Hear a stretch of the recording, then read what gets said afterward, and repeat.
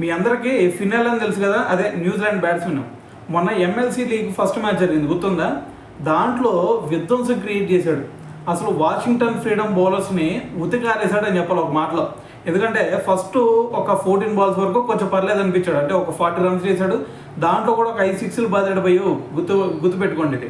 అయితే దాని తర్వాత చూసుకుంటే ఇది 20 బాల్స్ వరకు ఓకే, కొంచెం బౌలర్స్కి ఛాన్స్ ఇచ్చాడు, ఒరే అవుట్ చేసుకోండి లేదంటే చిన్నగా ఆడతాను నేను, సో మీ ఇష్టం అని చెప్పేసి వదిలేశాడు. అయితే ఆ 20 బాల్స్కి 50 రన్స్ కంప్లీట్ చేసుకున్నాడు. ఆ 50 ఎప్పుడైతే కంప్లీట్ అయిందో ఇంక ఎక్కడా కూడా ఛాన్స్ ఇవ్వలేదు.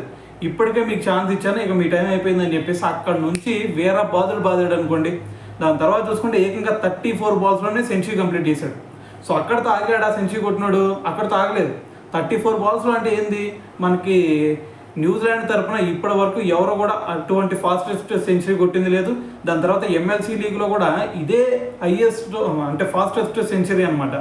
సో మరి అక్కడితో ఆగుతాడేమో అనుకున్నారు ఇది వాషింగ్టన్ ఫ్రీడమ్ బౌలర్స్, కానీ అక్కడితో కూడా ఆగలేదు. దాని తర్వాత చూసుకుంటే ఇంకా విధ్వంసం మీరు చేశాడు. ఏకంగా 49 బాల్స్లోనే 150 కంప్లీట్ చేసేసాడు. మరి దీంతో మరి ఇప్పటి వరకు ఎవరో కూడా ఇన్ని తక్కువ బంతుల్లో 49 బాల్స్లో 150 కొట్టిన బ్యాట్స్మెన్ ఎక్కడ కూడా లేడు. సో మరి దీంతో మరి ఇప్పటి వరకు ఎవరికి సాధ్యం కానీ ఫాస్టెస్ట్ 150 రన్స్ని అయితే చేరుకోగలిగాడు అనమాట. సో మరి ఈ స్కోర్తో కొన్ని రికార్డులు కూడా బ్రేక్ చేశాడు. ఆ రికార్డులు ఏందనే దాని గురించి నెక్స్ట్ వీడియోలో మాట్లాడదాం.